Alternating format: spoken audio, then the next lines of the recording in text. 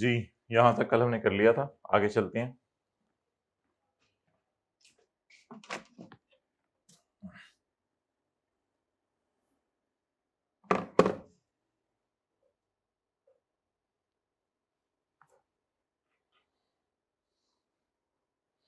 Page number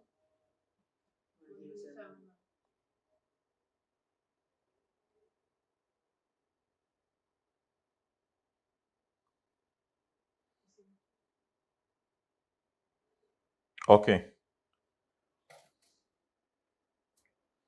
अच्छा जी, सबसे पहला वाला करते हैं।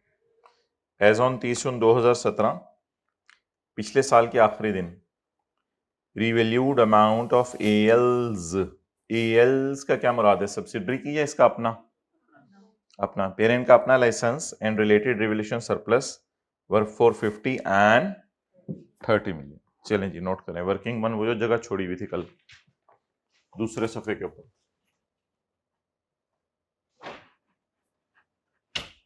Working one.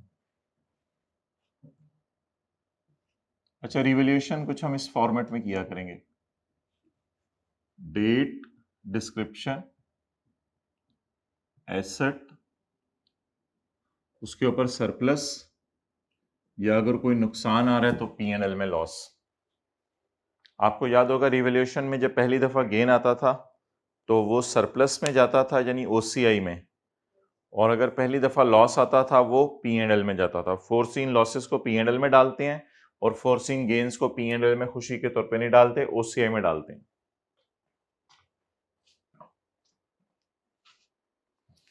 As on 30/जून 2017, revalued amount of AL's license and related revaluation surplus were 450 and 30 million respectively.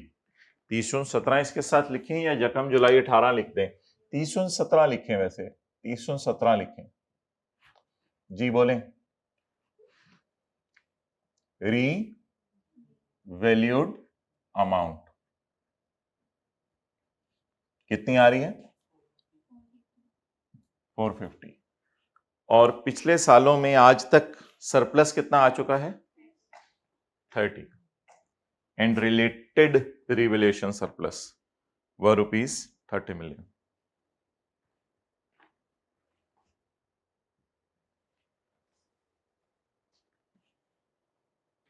ये पिछले साल का कैरी डाउन है।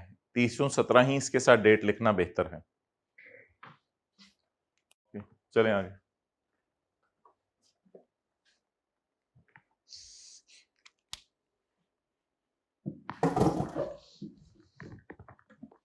इसको रिवाइज कर लें। ये जो अगला था हमारा, ऑन यकम जुलाई 17,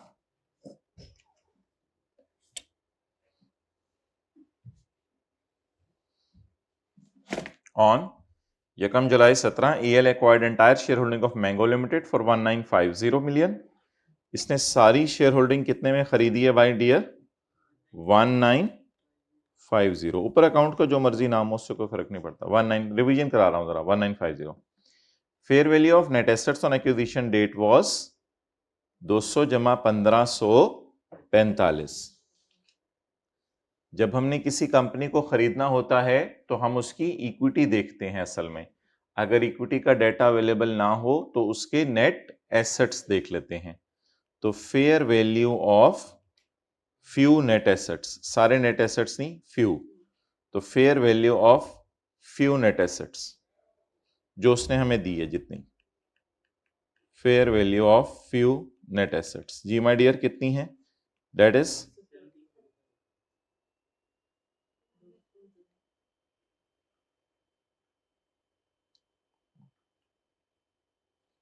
200 जमा 1545। जी बोले।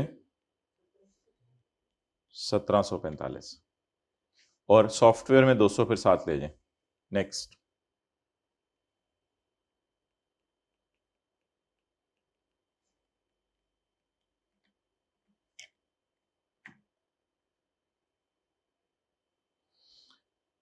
उसके बाद क्या हुआ? एक्विजिशन डेट तक, पिछले साल तक, यानी ML had incurred research and development of 80, जिस पूरी की पूरी रिसर्च एंड डेवलपमेंट को उसने किस में डाल दिया है, एक्सपेंसेस में। ML ने इसको एसेट नहीं बनाया, तो कैरिंग अमाउंट 0। लेकिन हमने रिवैल्यूएशन के वक्त चीजों को किस पे लाना होता है, फेयर वैल्यू पे। तो आप बताएं कैरिंग वैल्यू कितनी है, 0, fair value 95,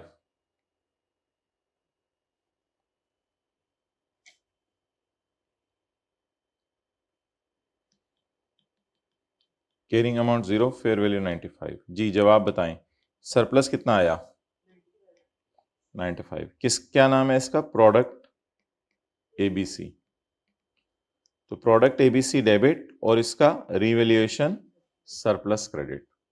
okay next, next क्या आ रही है जी, नेक्स्ट आ रही है हमारी customer list. ML's customer list का मुराद है ML के लिए अपनी थी, तो उसने तो इंटरनली जनरेट की हुई थी।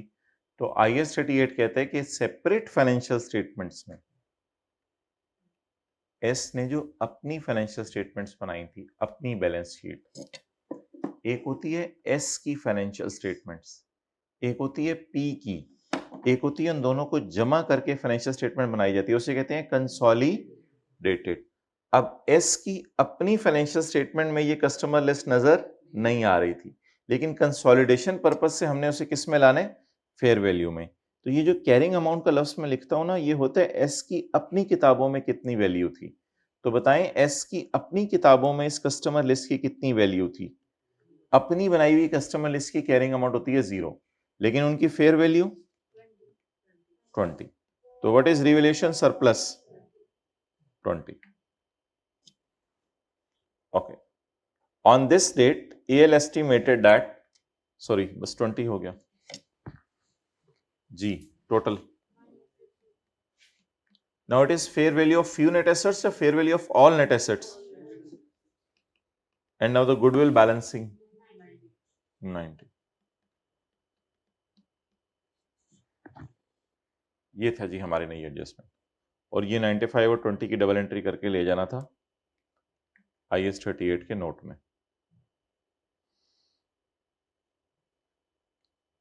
आगे तो ये आसान था। एज ऑन यकम July 17 the fair value of AL's own customer list was 35 million. अच्छा जी, ए अपनी किताबों में अपनी कस्टमर लिस्ट रिकॉर्ड नहीं कर सकता, और जब कंसोलिडेटेड किताबें हैं उसमें भी नहीं कर सकता, क्योंकि कंसोलिडेशन में बाप ये है, मेन ये है जिसने कंपनी को खरीदा, तो ये कंसोलिडेटेड तो इसकी अपनी ही फाइनेंशियल स्टेटमेंट है। सब्सिडी तो एक छोटी सी चीज है जिसको ये कंसोलिडेट करा था, ये तो खुद एक्वायरर है, ये तो खरीदने वाला है। तो जिस तरह ए अपनी किताबों में अपनी कस्टमर लिस्ट रिकॉर्ड नहीं कर सकता, ए कंसोलिडेटेड किताबों में भी अपनी कस्टमर लिस्ट रिकॉर्ड नहीं कर सकता। एज ऑन यकम जुलाई 17 हमारे साल के पहले दिन, remaining useful life of all intangible assets, remaining useful life of all intangibles was estimated at 10, वो किधर, हाँ was 10 years। तो remaining useful life of all intangibles except goodwill was estimated at 10। ठीक है, उसको हम देख लेंगे, अभी हम एसेट्स को अमोर्टाइज करना शुरू करेंगे तो इस डेटे को भी मैं देख लूंगा।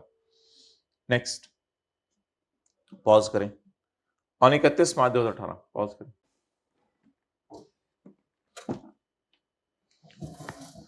और 31 मार्च 2018 हमारा साल खत्म होने से कितने महीने पहले,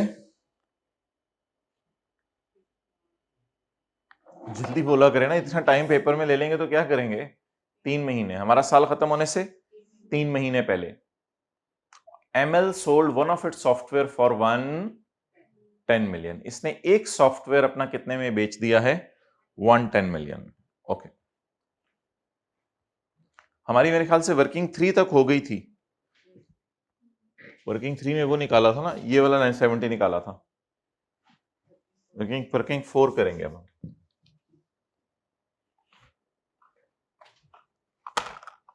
अच्छा जी, अब सॉफ्टवेयर्स के बारे में बता दें, हमारे पास सॉफ्टवेयर एक बिका है 110 मिलियन का। ओपनिंग सॉफ्टवेयर्स कितने हैं, ओपनिंग सॉफ्टवेयर्स, ओपनिंग तो कोई नहीं है, लेकिन मैंने इस साल किसी का बिजनेस चलाया एक्वायर किया था। तो जब मैंने किसी का बिजनेस चलाया एक्वायर किया था, तो उस वक्त मुझे बताएं सॉफ्टवेयर्स टोटल कितने थे, 200 मिलियन। उसमें कितने सॉफ्टवेयर्स थे हमारे पास? कितने? 2 सॉफ्टवेयर थे, क्योंकि 100 मिलियन ईच, तो 200 डिवाइडेड बाय 100 कितने सॉफ्टवेयर्स बने? 2। तो ये जो 200 मेरी एडिशंस आ रही है, एडिशंस की फिगर है, ये साल के पहले दिन है, ये कितने सॉफ्टवेयर्स हैं? 2 सॉफ्टवेयर्स।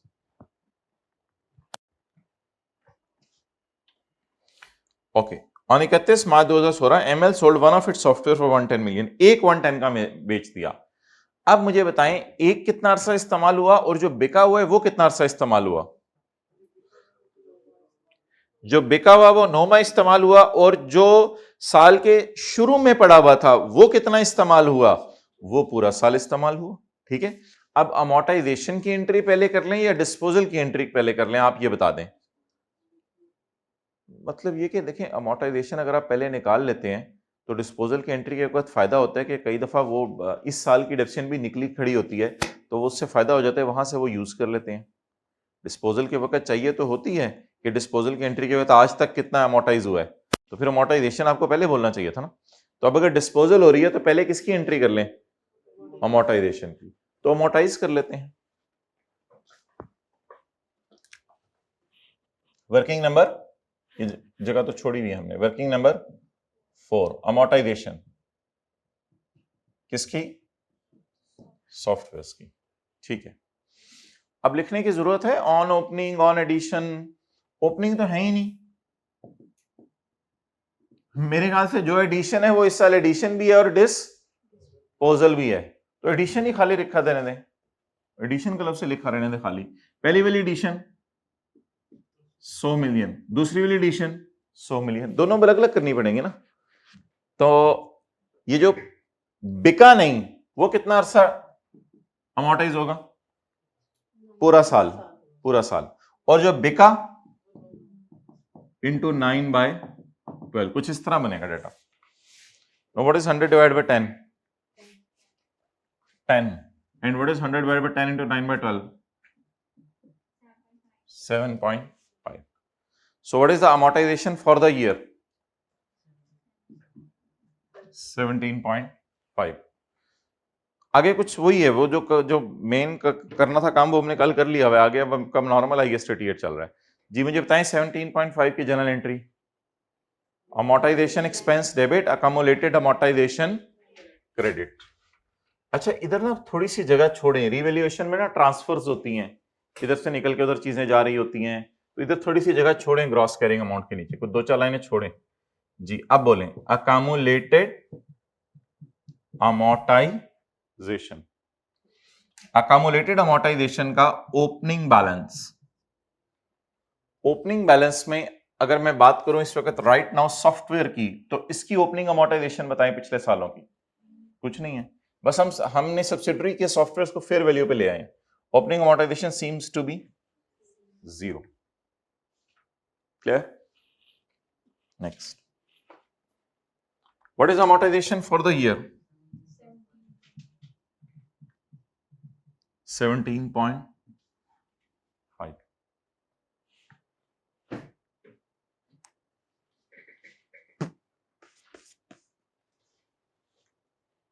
ओके, डिस्पोजल्स,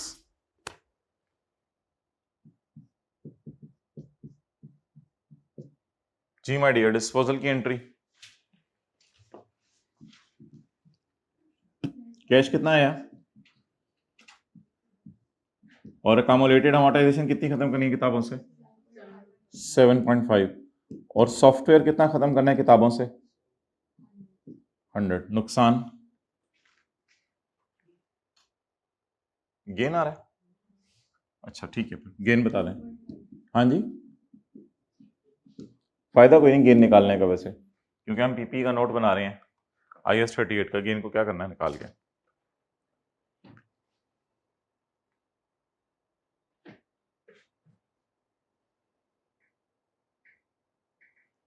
जी आप बता दें what we will do now, what we will do now, क्या क्या फिगर्स लेके जाएंगे? सिर्फ बस इसी में 2 चीजें जाती हैं, ये एसेट अकाउंट में जाएगा और ये फिगर अकोमोलेटेड तो पेपर में आपको कुछ करने की जरूरत ही नहीं थी, ये कैश और ये P&L करके जर्नल एंट्री करने की जरूरत नहीं थी। मेरा तो मशवरा है वर्किंग 5 भी करने की जरूरत नहीं थी, क्योंकि ये 7.5 तो वैसे रेडिली अवेलेबल था, क्योंकि पुरानी ब्रॉडडाउन को पड़ी नहीं हुई थी। 7.5 रेडिली अवेलेबल था, 100 भी रेडिली अवेलेबल था, तो इसे टाइम जाया किया जर्नल एंट्री करके। डिस्पोजल में एसेट अकाउंट से क्या बाहर निकालते हैं? कॉस्ट। और डिस्पोजल में अकोमोलेटेड अमोर्टाइजेशन से क्या निकालते हैं बाहर? आज तक की अकोमोलेटेड, तो आज तक की वो 7.5 ही है, 1 साल की निकालें, लेस डिस्पोजल्स, बोले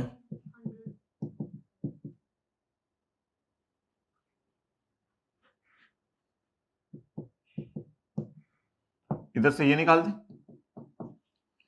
और इधर से 7.5।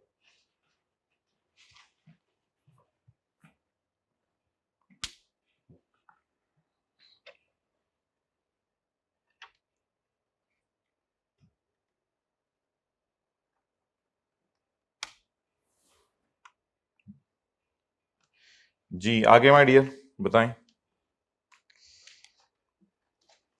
साल के एंड पे fair value of licence was 350। साल के एंड पे fair value of licence was 350। Now what we will do, should we revalue it or firstly should we excellent revalued amount किस दिन की दी हुई है? 30/6/18 की। मुझे इस रिवैल्यूड अमाउंट को किस दिन की कैरिंग अमाउंट से कंपेयर करना चाहिए ताकि मैं दोबारा सरप्लस निकालूं? 30/6/18, और 30/6/18 की कैरिंग अमाउंट मुझे अवेलेबल नहीं है। आप बता दें 30/17 की कैरिंग अमाउंट अवेलेबल है, 30/18 की कैरिंग अमाउंट अवेलेबल नहीं है, मैं क्या करूं? मुझे तो 30/18 की कैरिंग अमाउंट चाहिए, क्योंकि रिवैल्यूड अमाउंट किस दिन की गिवन है। तो अगर रिवैल्यूड अमाउंट 30/18 की गिवन है तो मुझे कैरिंग अमाउंट भी 30/18 की चाहिए, लेकिन अनलकीली मेरे सवाल में कैरिंग अमाउंट किस दिन की दी हुई है? अब 30/17 से 30/18 तक पहुंचते हुए 1 साल में एसेट को क्या हुआ होगा? अमोर्टाइज हुआ होगा। इसलिए पहले रिवैल्यू करें या पहले अमोर्टाइज करें? और अगर सवाल में लिखा होता as on 1 July 17 the revalued amount was इतने, तो इसका मतलब है फिर अमोर्टाइज करने की जरूरत नहीं थी, फिर साल के शुरू में ही रिवैल्यू हो गया था। अब बताएं साल के शुरू में रिवैल्यू हो रहा है या एंड पे? एंड पे। तो लिखें पहले डेप्रीशिएट करेंगे, अब हम फिर रिवैल्यू करेंगे। कोई किताब पे लिखें पहले डेप्रीशिएट करें फिर रिवैल्यू करेंगे, क्योंकि डेट किस दिन की गिवन है? 30/6/18।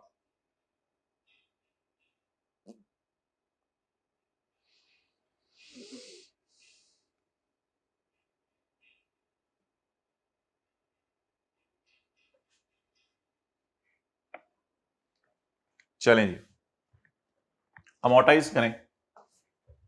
लाइफ्स, साल के पहले दिन खड़े होके सबकी रिमेनिंग लाइफ्स कितनी है?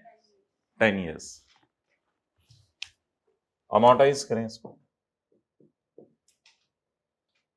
अच्छा आपको पता है कि एसेट अकाउंट में कितना बैलेंस आ रहा है पिछले साल?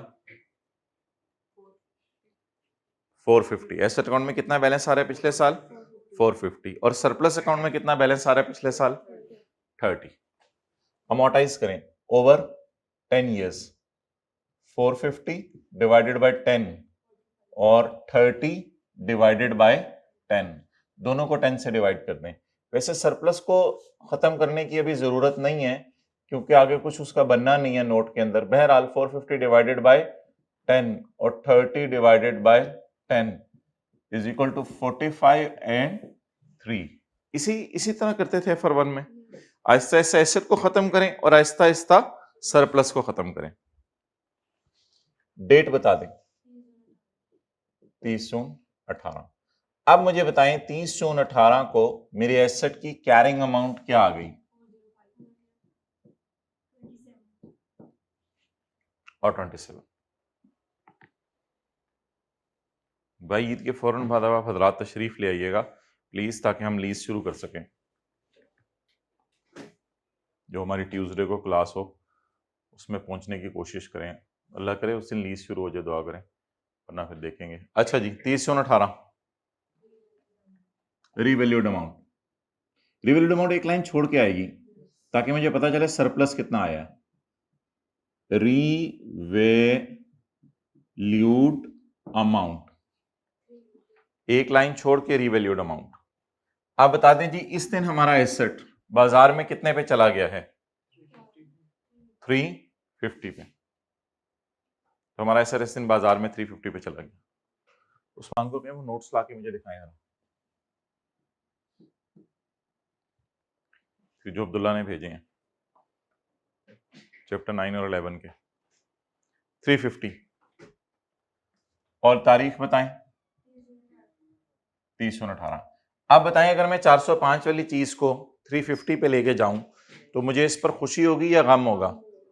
गम होगा। इस गम का नाम अमोर्टाइजेशन नहीं रखना, इस गम का नाम रखना है रीवैल्यूएशन लॉस, बैलेंसिंग 55। अब मुझे ये बताएं कि 55 का मुझे आ रहा है गम, तो साइन कौन सा यूज करूं? नेगेटिव। 55 का गम आ रहा है तो साइन कौन सा यूज करें? नेगेटिव। ये देख लो लेटेस्ट किताब जो हमारे पास थी टैक्स की, वो कहाँ पड़ी होगी? वो तो नहीं पड़ी होगी ना हमारे पास, तो उसी से पेजेस है ना, बस ये तसल्ली कर लेना। पॉज करो भाई, सब दोनों की करवानी है इकट्ठी स्टेपल? नहीं इकट्ठी, हाँ बच्चों के लिए। पहले मुझे चेंजेस की भेजो। कब कभी शुरू की है ना, रोकी हुई थी ना? ओके, 405 वाली चीज को किस पे लेके जाना है? 350। नुकसान कितना आया? 55। 27 को अगर मुझे 55 का नुकसान आया तो 55 के नुकसान को P&L में डायरेक्टली लेके जाएं या पहले से सरप्लस पड़ा हुआ है उसके अगेंस्ट इस्तेमाल करें? पहले से सरप्लस पड़ा हुआ उसके अगेंस्ट इस्तेमाल करें। लेकिन इसकी ना एक एक्सटेंसिव रिवीजन हम किसी दिन करेंगे रिवैल्यूएशन की, जो FR1 में पड़ी है। वैसे आपको बता रहा हूं 55 का नुकसान आया, 55 के नुकसान को डायरेक्ट P&L में ले जाएं या पहले से सरप्लस पड़ा हुआ उसको खत्म करें? आप बताएं P&L के अंदर कितना लेके जाएं? 55 माइनस 27। लेकिन ये सारी मेरी एक्टिविटी फ्रूटलेस है क्योंकि मुझे सरप्लस और P&L से नहीं खेलना, मैंने सिर्फ एसेट का बनाना है और अकोमोलेटेड अमोर्टाइजेशन का फॉर्मेट बनाना है। अब मुझे बता दें यहां पे खड़े होके कि what will be the general entries. General entries क्या होंगी? 45 की जनरल एंट्री क्या होगी? Amortisation expense debit, accumulated amortisation credit.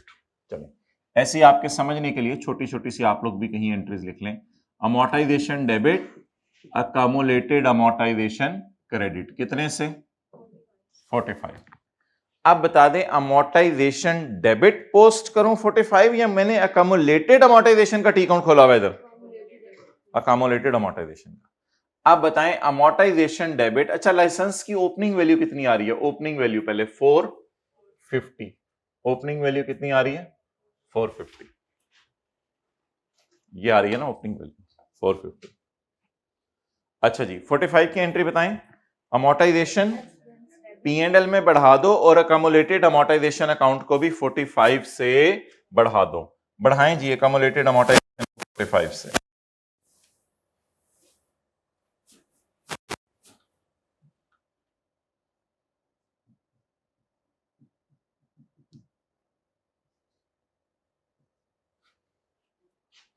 ये डबल एंट्री पोस्ट होगी पहली।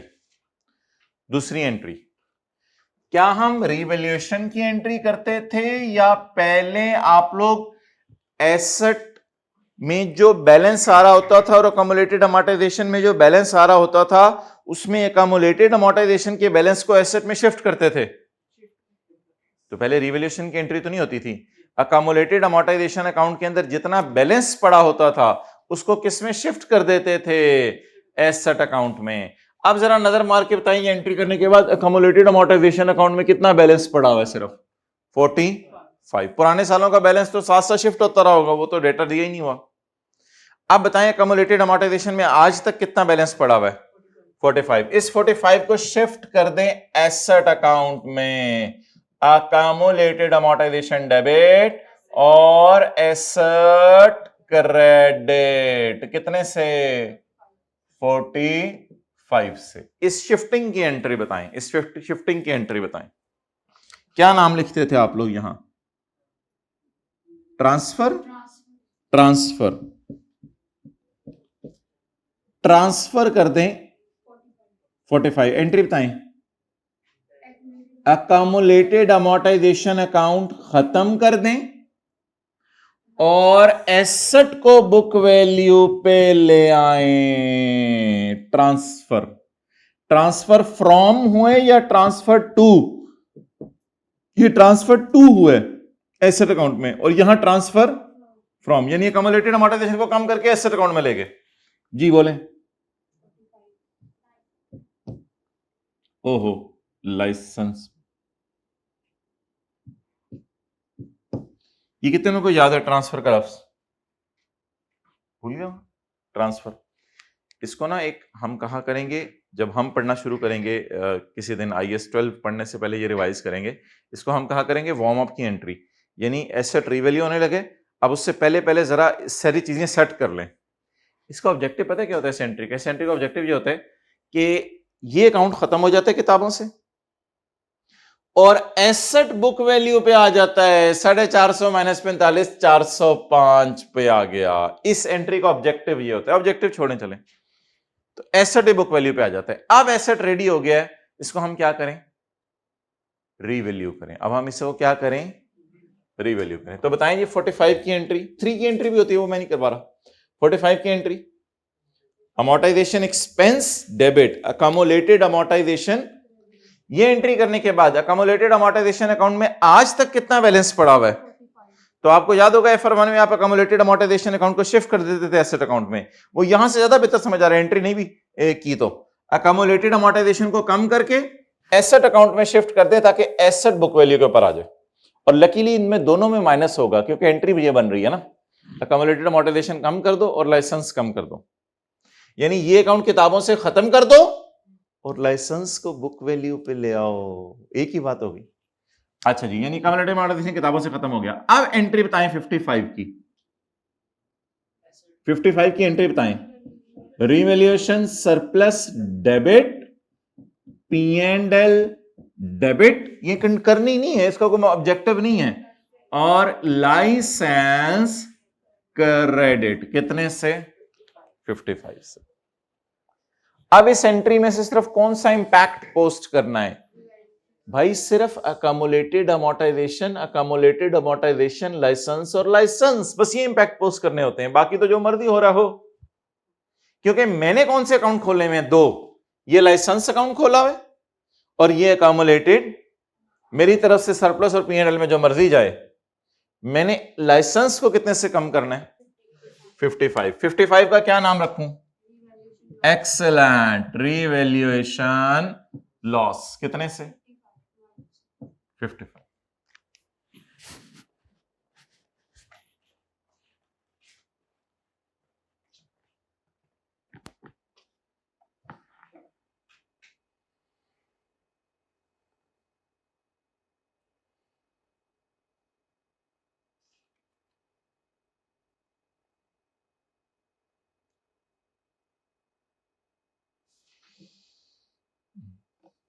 सर फिर ये गैप को कैसे हम फिल कर सकते हैं? अगर फिल कर देंगे कैसे? कोई सिस्टम में ऐसी चीज डालें कि ये इंश्योर हो जाए, या ओवरऑल क्या मैसेज करें, किस तरह करें? क्या यानी इंडिविजुअली कॉल्स करने की बजाय सिस्टम।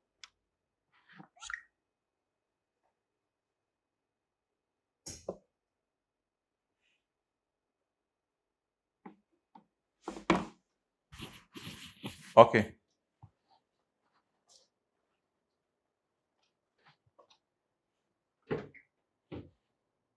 हो गया जी। अब आपने टोटल्स करने हैं तो कर दीजिएगा, लेकिन वो जो टोटल है ना यहाँ पर टोटल, एक बार याद रखिएगा जिंदगी में, वो इसके बराबर आना चाहिए बस, वरना आपने कोई ना कोई गड़बड़ की है फिर। क्योंकि ऐसा सब किताबों में 350 के, अगले साल जब शुरू होगा तो 350 से शुरू होगा।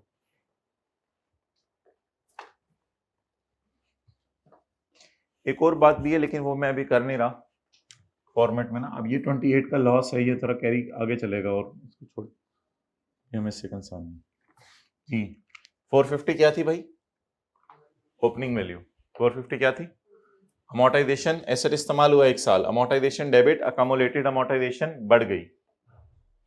उसके बाद इस एंट्री करने से पहले ना एक एंट्री करनी है जो आपको नजर नहीं आती यहां, वो ये है कि आज तक अकोमोलेटेड अमोर्टाइजेशन में पड़ा हुआ है 45, इसको शिफ्ट कर दें accumulated amortisation debit licence credit, accumulated amortisation debit licence credit, और उसके बाद लाइसेंस को रिवैल्यू कर दें, लाइसेंस कम कर दें 55। आगे आ जाए।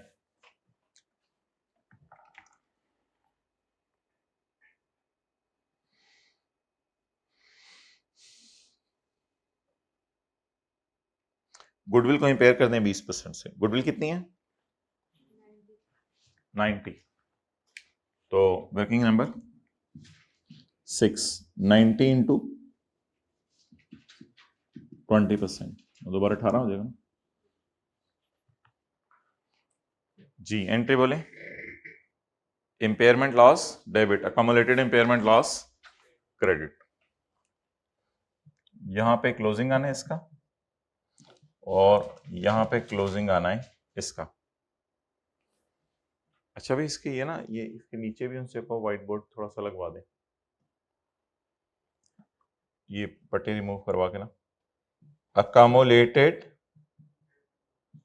इंपेयरमेंट लॉस जी। ओपनिंग तो कोई नहीं है, impairment. So what is impairment of goodwill? 18। Negative negative फिर देख लेंगे क्या करना है, वो डब्बे में आएगा तो नेगेटिव कर देंगे।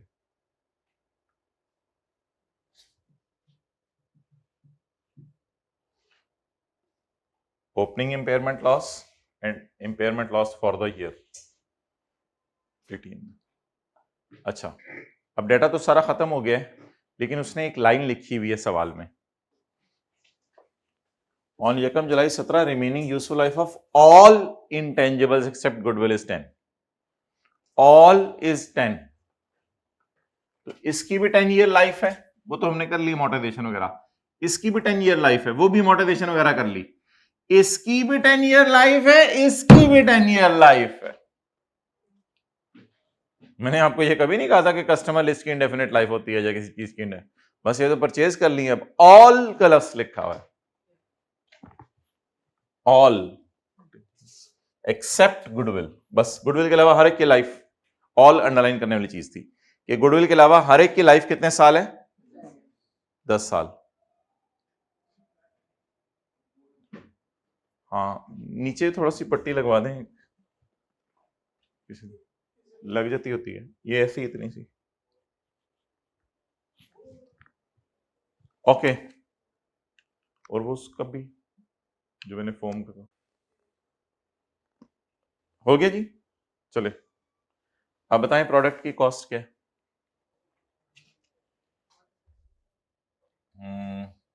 कॉस्ट यही निकाल लेते हैं ना, ओपनिंग को भी इसमें लेना है डब्बे में, ऐसे डब्बा बनेगा। क्लोजिंग जी, कॉस्ट 165। अच्छा, अब जरा देखना पड़ेगा कि प्रोजेक्ट लॉन्च कब हुई है कमर्शियली, तब से आगे अमोर्टाइजेशन देखनी पड़ेगी। ML incurred following expenditure on product from Yakam July till launching date, that is Yakam मई। इधर आए, लॉन्चिंग डेट बताएं, यकम मई 2018। क्लियर? यकम मई 2018, तो यकम मई 2018 इधर लॉन्चिंग डेट, तो मई और जून मेरे ख्याल से 2 महीने बनेंगे। तो 165 को पकड़ें, डिवाइडेड बाय 10 इंटू 2 बाय 12, 2.75, 2.8 कर लें बस, पॉइंट के बाद एक ही डिजिट यूज करें हम, 2.8।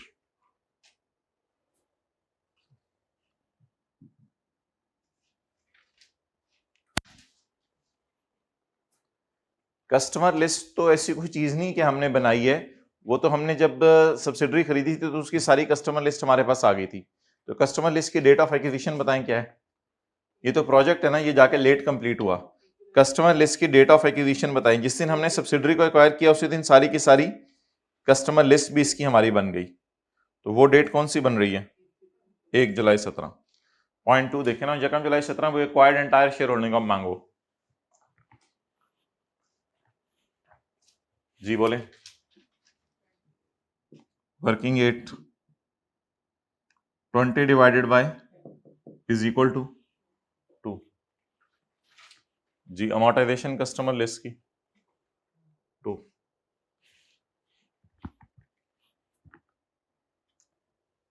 जी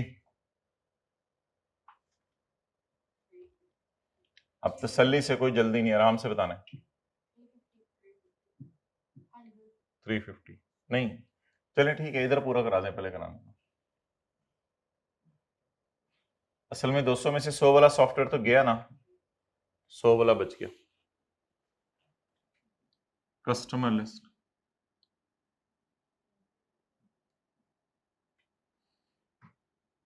गुडविल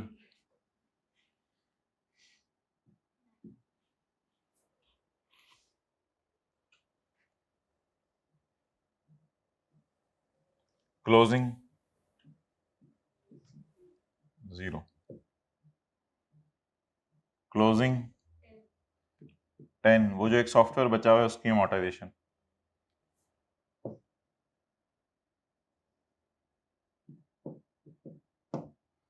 2.8।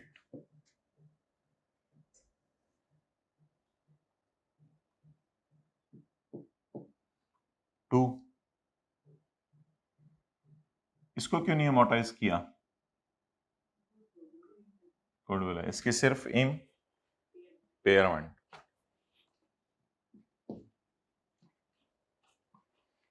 अच्छा जी,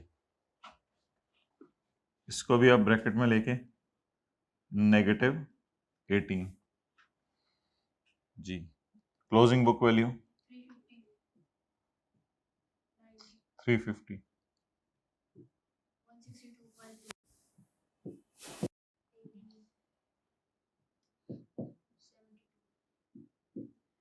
72।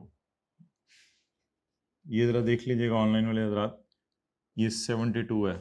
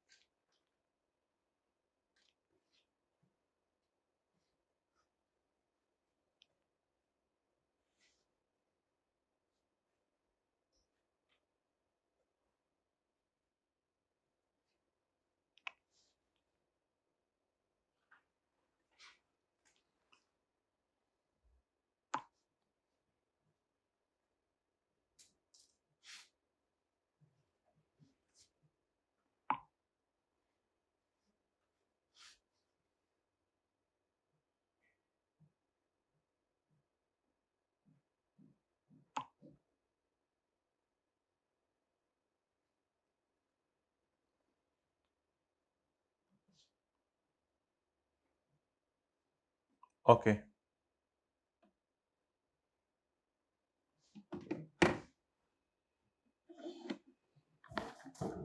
वो लिख लें नीचे।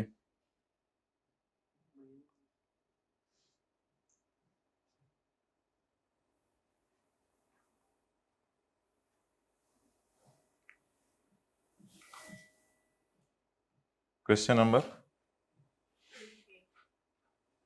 8।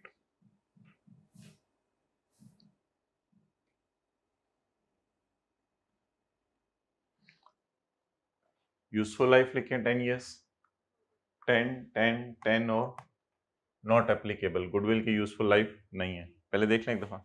अमोर्टाइजेशन मेथड सबका स्ट्रेट लाइन, गुडविल को अमोर्टाइज नॉट एप्लीकेबल लिख के आया करना है पेपर में। Revaluation model, cost model, cost model, cost model not applicable.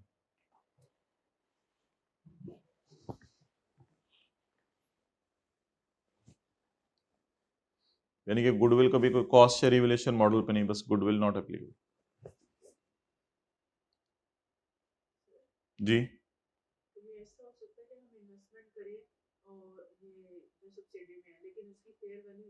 जी जी जी जी जी वो होगा कंसोलिडेशन में, बिल्कुल होगा।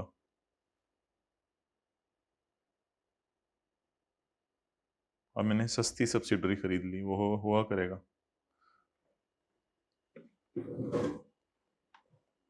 ओके, तो मैं कह रहा था इस फॉर्मेट को आपने नहीं देखना, तो जिस तरह हमने शेयर कैपिटल रिटेन अर्निंग ऊपर छोड़ के किया था ना, बस वही तरीका था।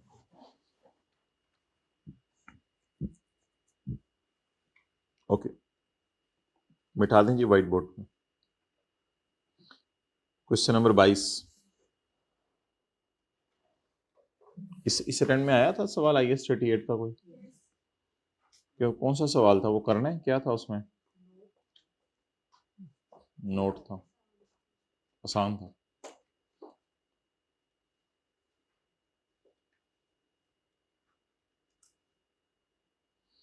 अस्सलाम वालेकुम भाई, से पिछली अटेम्प्ट जरा PDF मुझे भेजें FAR2 की, उसमें कोई सवाल आया था IAS 38 का?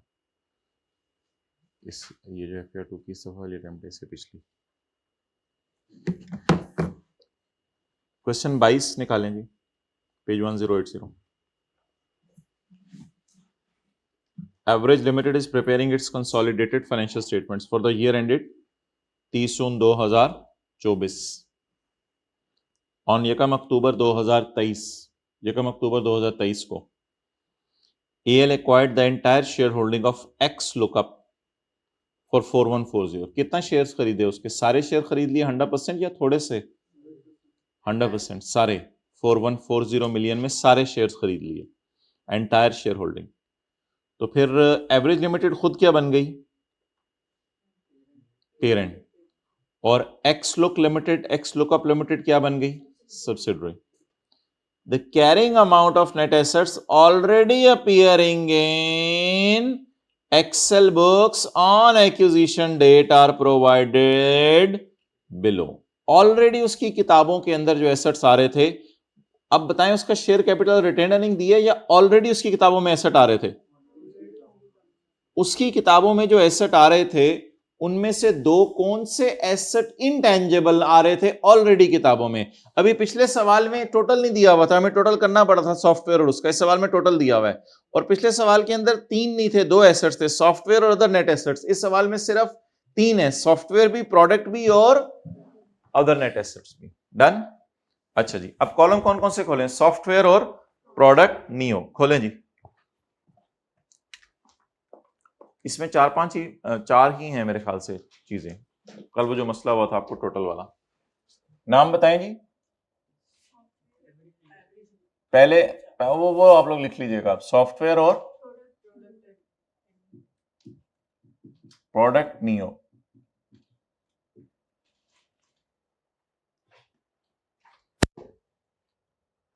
Gross carrying amount. ओ हाँ, ये तो नोट बनाने ही नहीं, हमने तो क्या बनाना है? P&L और बैलेंस शीट बनानी है। ठीक है ठीक है, तो कोई नहीं, ये देखें, अब इसको काटें। अगर आपने रजिस्टर पे लिख दिया तो पहले हम P&L बना लेंगे और फिर हम बैलेंस शीट बना लेंगे।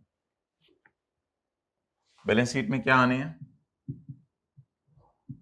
इन टेंजिबल्स। कौन कौन से? New product.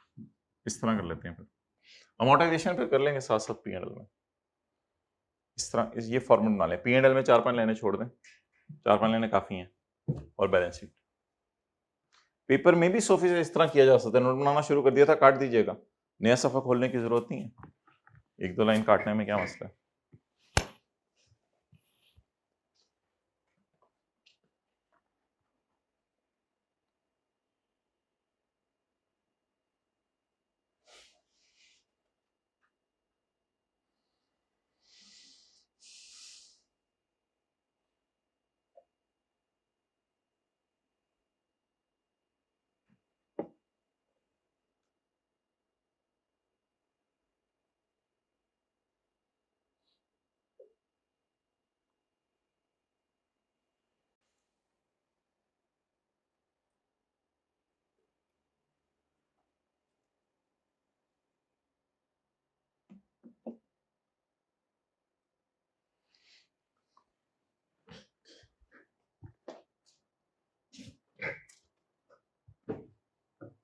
जी, आप बताएं आगे क्या करना है।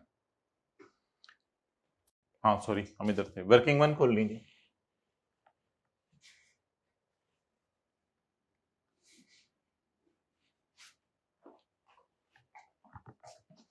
कल क्या लिखा हुआ था यहां पे?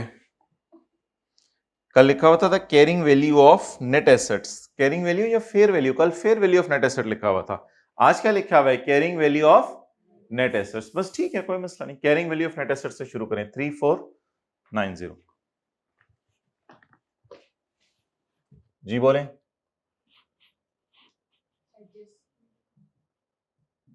Adjustment account, share capital, retained earning, बला बला बला बला बला करते हुए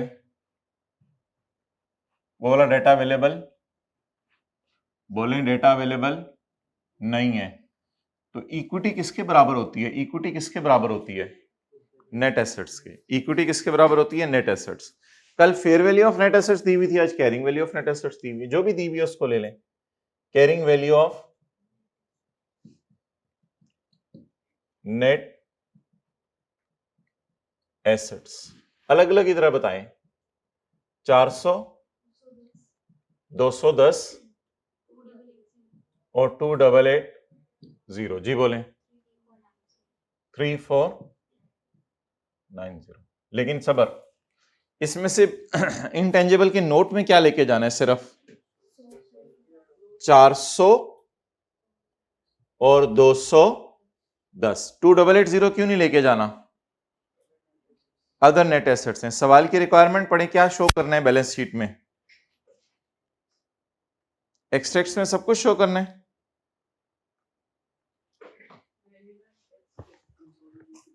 कंसोलिडेटेड फाइनेंशियल स्टेटमेंट्स के अंदर एक्सट्रैक्ट्स शो करने हैं। अदर नेट एसेट्स के बारे में हमें डेटा अवेलेबल नहीं। वैसे भी ये 1 अक्टूबर के हैं, ये बैलेंस शीट डेट के हैं नहीं, पता नहीं कौन कौन से होंगे। जाहिर बात है हमने उनके प्रॉपर्टी, प्लांट, इक्विपमेंट वगैरह भी खरीदे होंगे, लेकिन आगे सारा डेटा ही इंटेंजिबल्स के। तो कल हम यहां से फिगर, यहां से और यहां से फिगर सॉफ्टवेयर की लेके गए थे, बस 200 रुपए। आज हमने सब्सिडरी का क्या खरीद लिया और प्रोडक्ट नहीं हो। प्रोडक्ट नहीं ऑलरेडी उसकी किताबों में नजर आ रही है।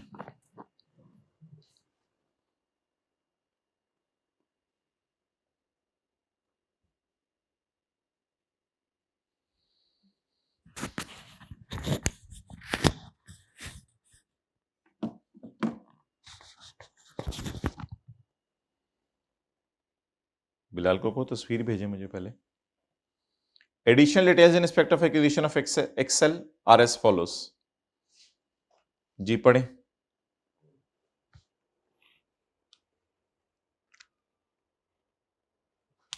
दोनों बुलेट्स पढ़े।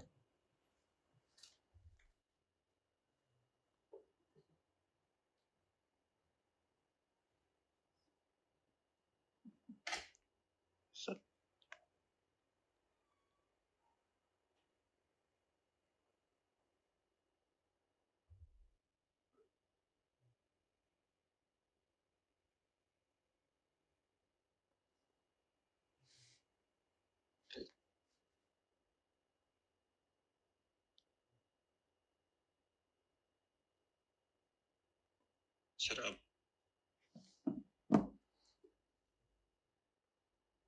ओके, पढ़ लिए दोनों पैरास। कोई सरप्लस बता दे मुझे कितना है? कैरिंग अमाउंट और रिवैल्यूएशन सरप्लस।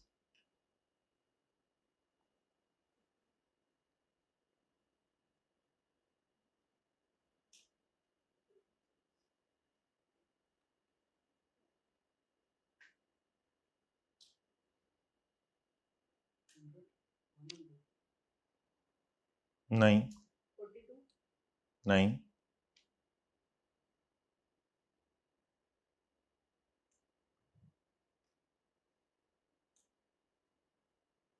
ये लफ्ज नहीं आप लोग पढ़े। ये लफ्ज, ये एसेट्स अपीयरिंग इन एक्स बुक्स, ये लफ्ज नहीं पढ़े आप लोग? आप पढ़े ये दो कर।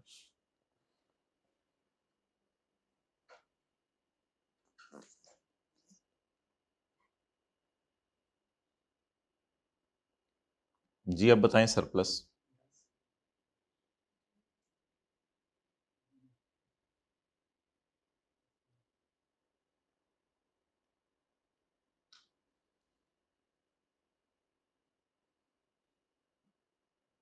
हाँ जी बोले।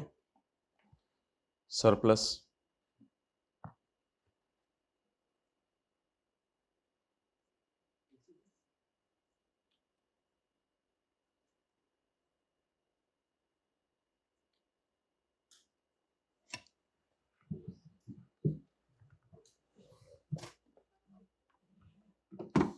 ओके देखिए जी,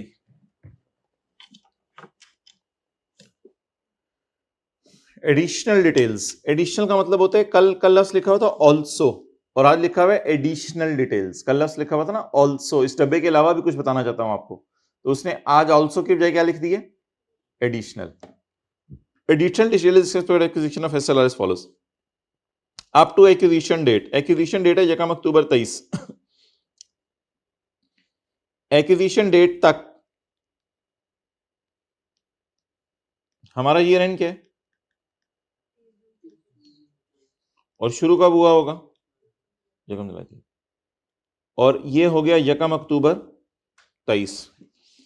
अप टू एक्विजिशन डेट तक Excel had incurred 150 on research and 350 on development. ये तो सब्सिडरी एक कंपनी अपने एतबार से कर रही थी जब तक कि इसको इल्हाम भी नहीं था कि मुझे किसी ने खरीदना है।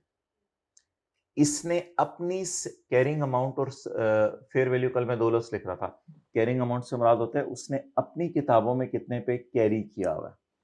अच्छा, Excel had only recorded the cost incurred after the recording criteria was met, और इसने रिकॉर्डिंग क्राइटेरिया मीट होने के बाद ही कॉस्ट को कैपिटलाइज करना शुरू किया। After the recording criteria of met and that was met on यकम जुलाई 22, और वो रिकॉर्डिंग क्राइटेरिया कब पूरा हुआ था, यकम जुलाई 22 को। यकम जुलाई 22 के बाद रिकॉर्डिंग क्राइटेरिया पूरा हो गया था, इसका मतलब है इससे पहले रिसर्च चलती रही थी और बुरी वाली डेवलपमेंट।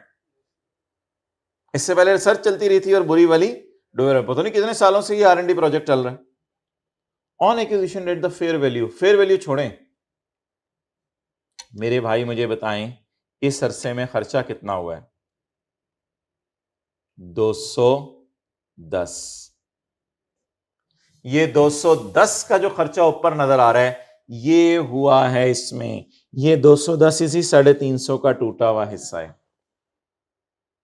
ये कोई कंसोलिडेशन का कॉन्सेप्ट नहीं था, ये कल हमने लगानी थी। क्या कहते हैं कि up to acquisition date, up to acquisition date, आज तक, आज तक क्या हुआ जी, क्या हुआ आज तक, up to acquisition date Excel had incurred research of 150। पता नहीं कब का ये प्रोजेक्ट शुरू हुआ है, आज तक रिसर्च हुई 150 की। अब मेरे पास क्या करूं, जगह अगर मैं बनाना चाहूं, मुझे नहीं पता प्रोजेक्ट पिछले साल कब शुरू हुआ है, तो सारा डंडा भी ले जाओ। अच्छा अब ये बताएं, ओके अच्छा, यकम जुलाई 22 और यकम जुलाई 23। Up to acquisition date, Excel had incurred 150 on research and 350 on development. 210 minus 350 बोलें, 210 माइनस 350, रिसर्च हुई होगी 150 की, और 350 माइनस 210 बोलें, 350 माइनस 210 कैलकुलेटर के बगैर 140, 140 हुई होगी बुरी वाली डेवलपमेंट, 150 रिसर्च हुई और 350 डेवलपमेंट हुई।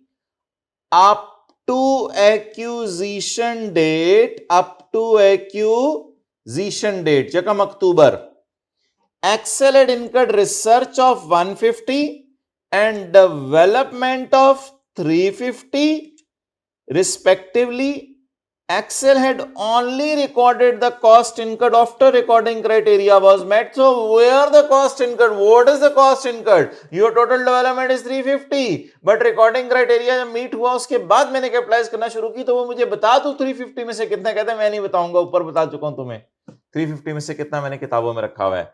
The carrying amount of assets already appearing in S books is this 210. Obviously this 210 is from this 350. आप बताएं क्या कंफ्यूजन आ रही थी आप लोगों को, जिसकी वजह से मसला हो रहा था? गलती क्या हो रही थी, जरा जल्दी बताएं. तो कुछ बोले ना, आप सारी गलती कर रहे थे, कुछ बोलें क्या मसला आ रहा था. मैं बता रहा हूं कैरिंग अमाउंट किताबों में क्या आ रही है. ये सारी बहस के बाद मुझे पता चला कैरिंग अमाउंट ना 150 है ना 350 है. कैरिंग अमाउंट तो 350 का थोड़ा सा ऊपर वाला हिस्सा टूटा हुआ पड़ा हुआ है, 210. आप बताएं मसला कहां आ रहा था, क्या समझ रहे थे आप लोग? फेयर वैल्यू नीचे ले रहे थे. नहीं, आप लोग तो पता नहीं 100 रुपए और पता नहीं क्या क्या बोल रहे थे. आप लोगों ने कैरिंग अमाउंट क्या ली थी, मेरा ये सवाल है. बताएं कैरिंग अमाउंट क्या ली थी? 210 ली थी. तो फिर आप लोगों को तो मुझे सरप्लस बताना चाहिए था सही. 600 माइनस 210, फिर तो आपको सरप्लस सही बताना चाहिए था. ऑन एक जब हम कोई चीज बाय कर लेते हैं तो उसमें रिसर्च डेवलपमेंट को अलग अलग नहीं करते. ये तो बॉट R&D है. जब हमने उसकी खरीद ली R&D तो ये तो हमारे लिए बॉट R&D है. अब इसको रिसर्च डेवलपमेंट में अलग अलग नहीं करना. जब कहीं बाहर जाते हैं ना, तो बाहर जाके आप किसी की रिसर्च एंड डेवलपमेंट जब खरीदते हैं तो फिर उसकी फेयर वैल्यू जब लगती है तो उसको R&D में अलग अलग नहीं करते, क्योंकि ये तो बॉट R&D है. इसकी R&D अलग अलग ना करने जाइएगा 3:7. ये 3:7 तो इसने परेशान करने के लिए दिया था. मैं आपको एक वैसी मिसाल दे दूं, इसको कंसोलिडेशन से हटके करें. गोरमे ने रिसर्च की 150 की, डेवलपमेंट की 350 की. उसमें से 210 गोरमे ने अपनी किताबों में कैपिटलाइज किया हुआ था. मैं खरीदने गया, मैंने कहा इसकी फेयर वैल्यू 600 है, ये R&D मुझे दे दो. मैंने R&D बाय कर ली 600 की. क्या एंट्री करूंगा? इंटेंजिबल डेबिट 600 भी करूंगा ना. तो जब मैं on acquisition date the fair value of R&D, अच्छा कल के सवाल में क्या लिखा हुआ था फेयर वैल्यू के साथ? कल के सवाल में क्या लिखा हुआ था फेयर वैल्यू के साथ? On acquisition date the fair value of R&D. कल भी R&D की फेयर वैल्यू दी हुई थी. आगे लिखा होता 95 विच इज स्प्लिट 3:7. 3:7 हम कहते कोई फर्क नहीं पड़ता. कल भी तो R की वैल्यू दी हुई थी, कल भी तो फेयर वैल्यू R की दी हुई थी, क्योंकि ये बॉट है ना. तो बॉट के केस में अब 3:7 नहीं करेंगे, कुछ नहीं करेंगे. अच्छा कैरिंग अमाउंट कितने लोगों ने सही पकड़ी थी, ये हाथ खड़ा करके बताएंगे. कैरिंग अमाउंट, अच्छा कितने लोगों को ये पता चल गया था 350 में से 210 कैरिंग अमाउंट है? 350 डेवलपमेंट है और उसमें से 210 क्या है? Carrying amount. अच्छा अब मुझे कैरिंग अमाउंट गलत निकालने में मसला बताएं क्या क्या हुआ था.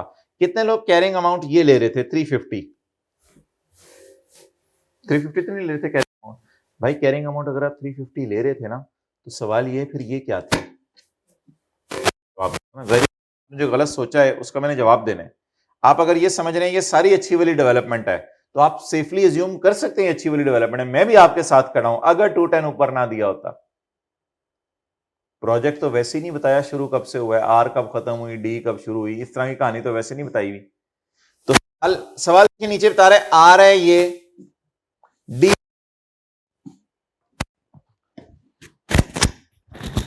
सवाल कह रहे हैं आर है 150, डी है 350, और ऊपर सवाल बताया है डी किताबों में कितनी, डेवलपमेंट किताबों में कितनी पड़ी हुई है? 210. तो ये कौन सी वाली डेवलपमेंट पड़ी हुई है किताबों में? अच्छी. तो ये कौन सी है? टोटल. डन. ये एक थोड़ी सी बहस थी. तो कैरिंग अमाउंट कितनी निकल आई माय डियर? 210. अच्छा, और फेयर 600. तो सरप्लस निकाल लेते हैं.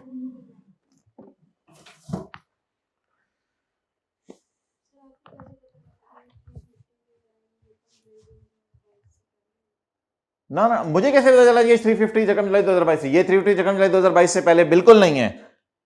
ये 350 में से, कहते हैं मैं आपको एक चीज बताता हूं, NL had only recorded the cost incurred. NL had recognized in the cost of asset as CWIP. Recognize का मतलब ये होता है NL had only recognized as intangible the cost incurred after recording criteria was met for capitalization. और वो met हुआ यकम July 17 को. कहते इसके बाद मैंने कॉस्ट रिकॉग्नाइज करना शुरू कर दिया. इसके बाद मैंने कॉस्ट रिकॉग्नाइज करना शुरू कर दिया. तो इसका मतलब है इससे पहले प्रोजेक्ट तो चल ही रहा होगा ना, पता नहीं कितने सालों से चल रहा है. तो कह रहे हैं मैंने यकम जुलाई, वैसे तो ये डेट इररिलेवेंट है, यकम जुलाई 22 का कुछ भी नहीं करना पेपर में. यकम जुलाई 22 का क्या करना है, वो तो मैंने आपको डायग्राम जरा लॉजिकली समझा दी और वो समझ भी आनी चाहिए आपको. कहते हैं यकम जुलाई 22 के बाद रिकॉर्डिंग क्राइटेरिया पूरा हुआ है, तो फिर यकम जुलाई 22 से पहले क्या था? नहीं, यकम जुलाई 22 को रिकॉर्डिंग क्राइटेरिया पूरा हुआ है, तो यकम जुलाई 22 से पहले क्या था? रिकॉर्डिंग क्राइटेरिया पूरा नहीं हो रहा था. ये जवाब दें. अगर यकम जुलाई 22 को रिकॉर्डिंग क्राइटेरिया पूरा हुआ है, तो यकम जुलाई 22 से पहले रिकॉर्डिंग क्राइटेरिया पूरा. अब मैं पूरा 350 तो नहीं लिख सकता यहां. यकम जुलाई 22 तो ये खर्चा है 12 महीने, 13, 14, 15, ये 210 मिलियन 15 महीने के साइंसदानों की तनख्वाहें हैं. क्यों? क्योंकि सवाल ने R&D शुरू होने की डेट नहीं दी, R शुरू होने की डेट नहीं दी, D शुरू होने की डेट नहीं दी, R भी शुरू होने की डेट नहीं दी, D भी शुरू होने की डेट नहीं दी, अच्छी वाली D शुरू होने की डेट दी है. और अच्छी वाली डी की कॉस्ट यहां अवेलेबल है. तो टोटल कॉस्ट फिर ये है 350. So that's why that was a challenging adjustment in this regard. So let's come here. Tell me the carrying amount. 210. Fair value 600. अच्छा जी, अब एंट्री बताएं. इसको सामने रखते हुए जनरल एंट्री. प्रोडक्ट डेबिट कितने से? 390. करें जी. अभी एंट्री जरा एंट्री करें. एक मिनट पहले एंट्री करवा दें मुझे. उसने अपनी किताबों में 210 पे रखी हुई है, लेकिन हम फेयर वैल्यू पे लाना चाहते हैं. एंट्री टाइम प्रोडक्ट डेबिट, वो खुद ही 600 पे आ जाएगी, वो टेंशन ना लें आप, वो खुद ही 600 पे आ जाएगी. एट एक्विजिशन डेट हमने कहा था सारी चीजों को फेयर वैल्यू पे लाना है. अच्छा, डबल एंट्री बोलें, जनरल एंट्री. इसको वर्किंग 1.1 जो मर्जी नाम. अच्छा, प्रोडक्ट डेबिट कर दी और रिवैल्यूएशन सरप्लस क्रेडिट कितने से जी? 390 से. कल हमने रूल क्या पढ़ा था? At acquisition date R&D should be brought to fair value. At acquisition date R&D को फेयर वैल्यू पे लाना है.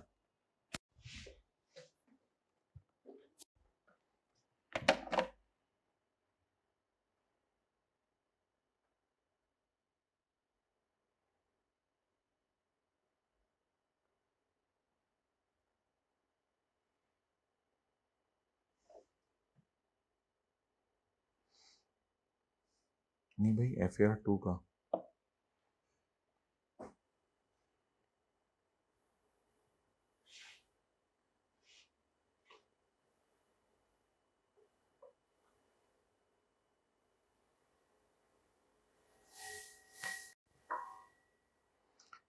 अच्छा ये ठीक है, ये आपने वो भेजा. पहले मुझे पिक्चर भेजो इसकी, मेरे वाली. नेक्स्ट जी,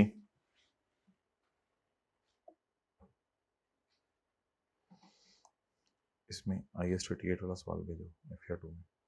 एक्सेल इनकर्ड आफ्टर, ये तो आसान है ना, ये तो बता दें यार, ये 0.2 तो बता दें आप.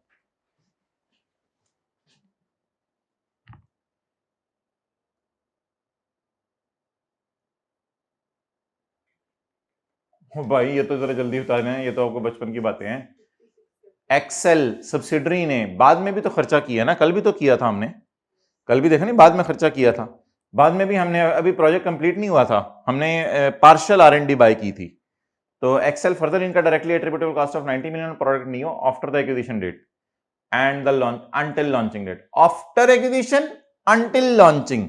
आफ्टर एक्विजिशन बताएं क्या है? After acquisition 1 October 23.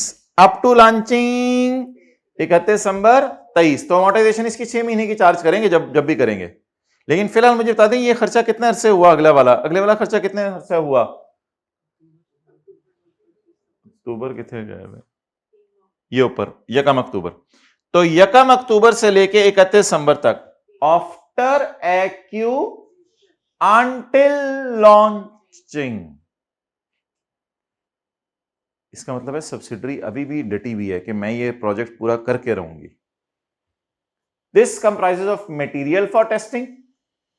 बस रिकॉर्डिंग क्राइटेरिया मीट हो चुके हैं, तो मटेरियल फॉर टेस्टिंग को क्या क्या करें?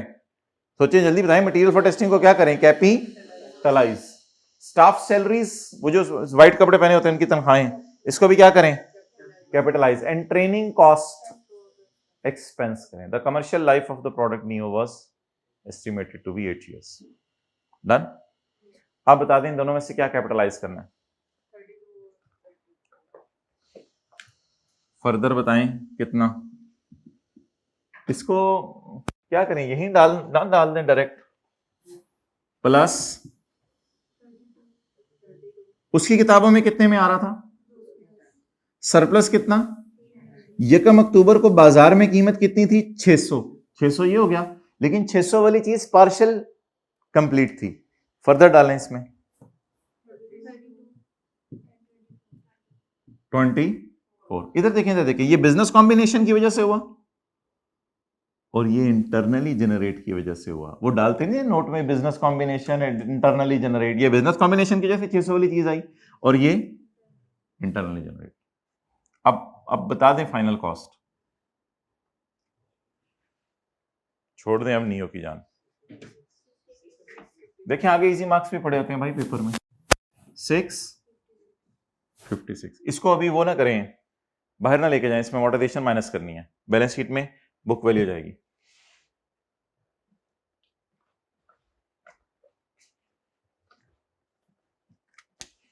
ओके सर इसमें ये 38 ऑप्शन नहीं है, 41 होगा वो 38 है। सर इसमें ये 38 का क्वेश्चन नहीं है, 41 होगा वो 38 है। मतलब ये 38 का नहीं आया इस टाइम में। अच्छा जी, ऑन यकम October 23 the remaining useful life of software was. हुणे सॉफ्टवेयर कित्थों आ गया भाई? आया हुआ है ना, वो तो ऊपर पड़ा हुआ है। The remaining useful life of software was 10 years। पहले इसको फारिग करते हैं 8 years इसकी जो लाइफ थी। इंपॉर्टेंट नियो की कॉस्ट क्या निकली है? Divided by 8। लॉन्चिंग डेट जरा ढूंढने पहले इसकी प्रोडक्ट की लॉन्चिंग डेट 31 दिसंबर और जी एंड की डेट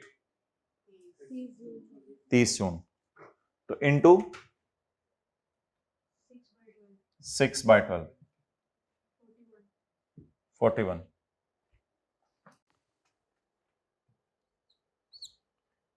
एंट्री बताएं 41 की। Amortisation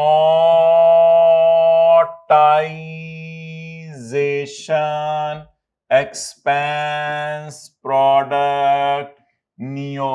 amortisation debit, accumulated amortisation credit. Balance sheet में तो इसी तरह जाएगा ना फिर, यानी कॉस्ट माइनस अकमुलेटेड अमोर्टाइजेशन।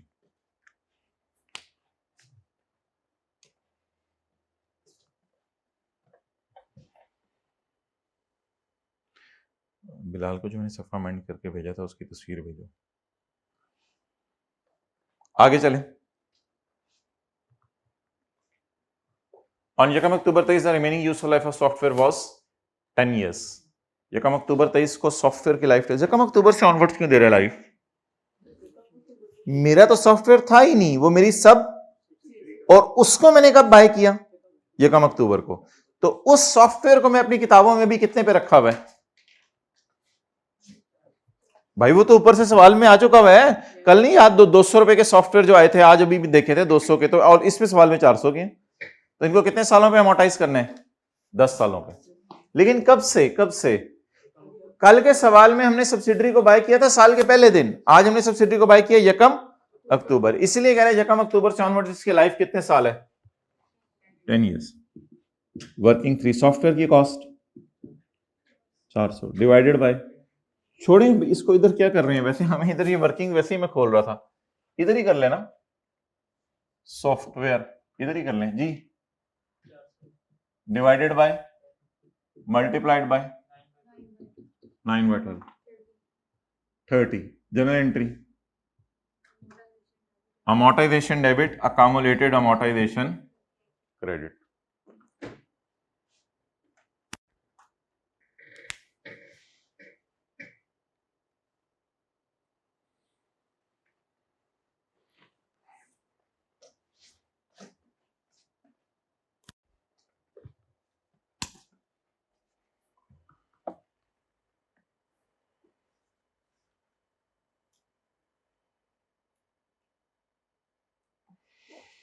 ये जरा देखो 80,000 माइनस करके यही जवाब आ रहा है।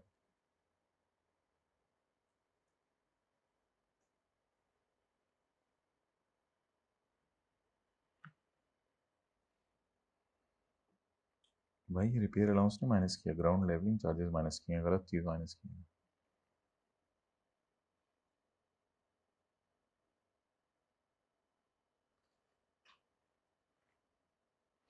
रिपेयर अलाउंस में लाइन लिख के रहने दो, मेरे से गलती हुई है। हो गया। On Yakam April 2024, Excel acquired a patent in respect of product Neo at a cost of 48 million with a useful life of 6 years. Now, what is this? What is this? We bought a patent for product Neo, which is a life of 6 years, starting from Yakam April 24. But on 31 December 23, my Neo was complete. 31 December 23, maybe Neo is a formula. Maybe Neo is a design. So maybe Neo is a formula, Neo is a design, Neo is complete on 31 December 23, and as on 31 December 23, his life was 8 years.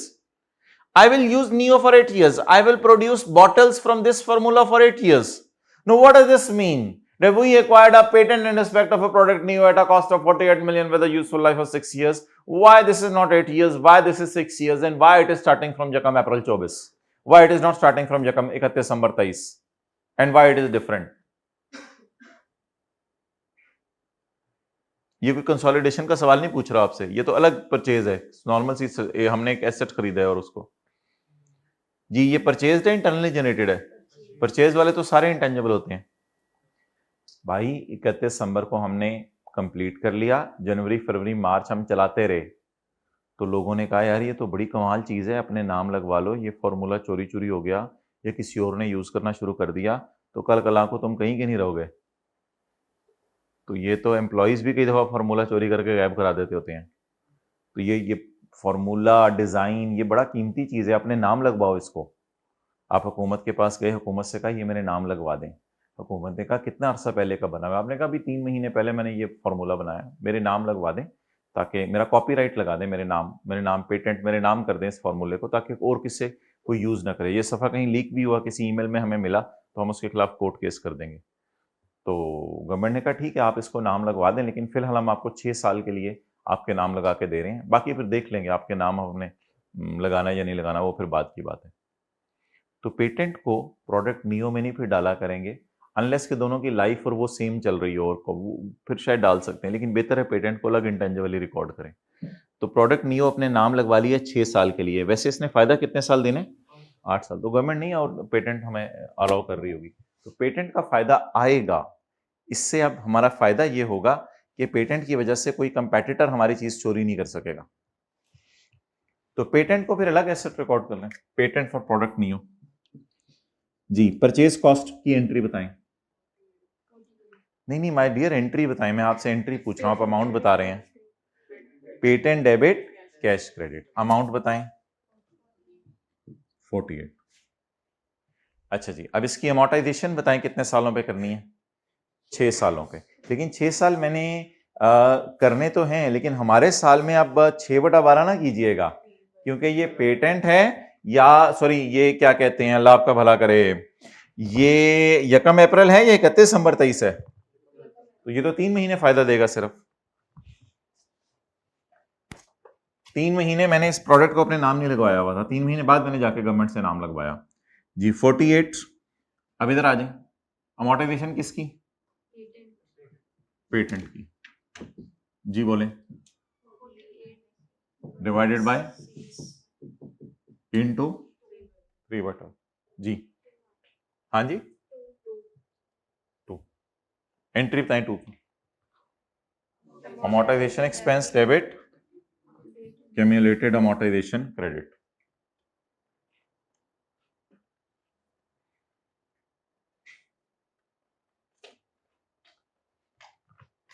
Goodwill कितने से impair हो गई है?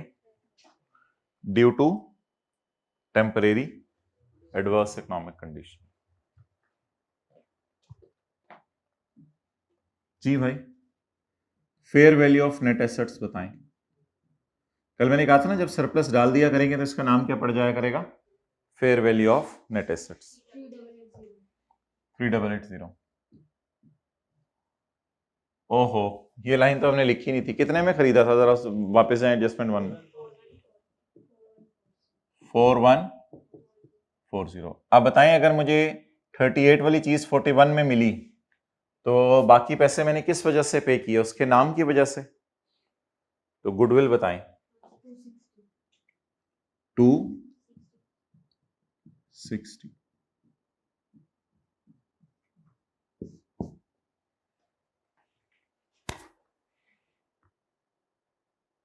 अब बताएं, balance sheet में goodwill की cost क्या आएगी?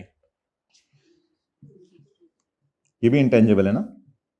260। ये बैलेंस शीट में गुडविल की कॉस्ट आ जाएगी, जिसको हमने पिछले सवाल में एडिशंस में डाला था, बिजनेस कॉम्बिनेशन में जी। गुडविल को अमोर्टाइज करना है या गुडविल को इंपेयर करना है?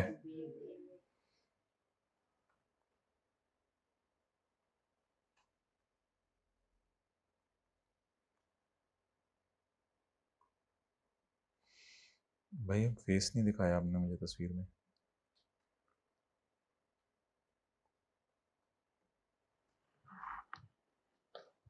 बताएं जी, कितने से? अमोर्टाइजेशन या इम्पेयरमेंट? इम्पेयरमेंट किस चीज की? गुडविल की कॉस्ट। इम्पेयरमेंट, अच्छा इम्पेयरमेंट के बारे में ना हम कंसोलिडेशन में पढ़ेंगे। इसको कभी मंथ्स बेस पे पोर्शन नहीं करते, 3/12, 4/12, क्योंकि इसका वक्त के साथ ताल्लुक नहीं होता, इसका किसी हादसे के साथ ताल्लुक होता है। यानी ईयर एंड पे कोई ऐसा हादसा हुआ कि एकदम 10% से वैल्यू गिर गई, इसको 3/12, 4/12 या यकम अक्टूबर से या तो 9/12 ऐसा कोई तस्वुर नहीं है। तो गुडविल की इम्पेयरमेंट में लिख लें, कोई टाइम बेस पोर्शन नहीं होती कभी।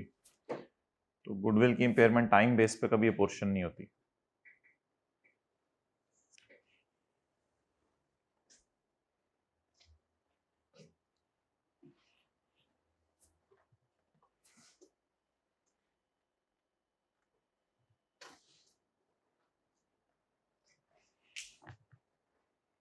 जी बताएं भाई। 26, 260 माइनस 26 जी, टोटल्स बता दें। 370, 652, 615 जी, 46,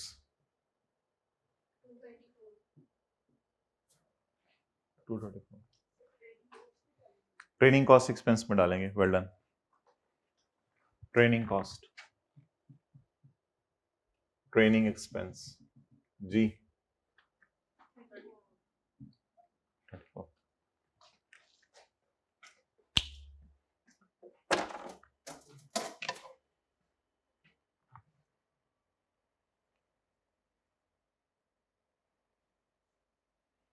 ठीक है, ओके कर दो, कॉपीज करा लो।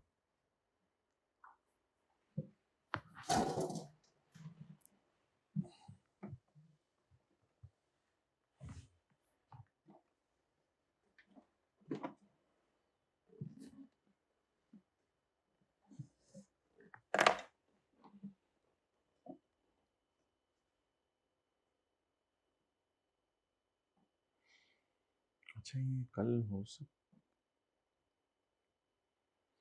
आज ही ले जाएं आप गाड़ी फिर उसके पास।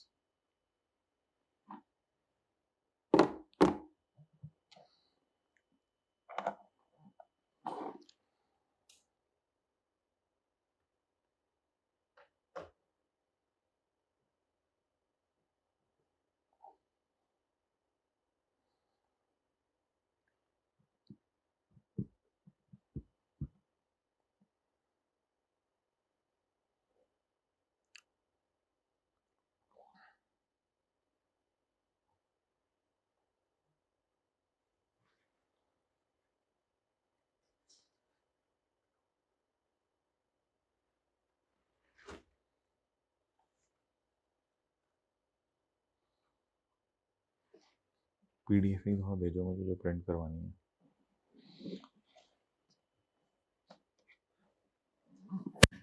चलिए बनाएं दूसरा पार्ट।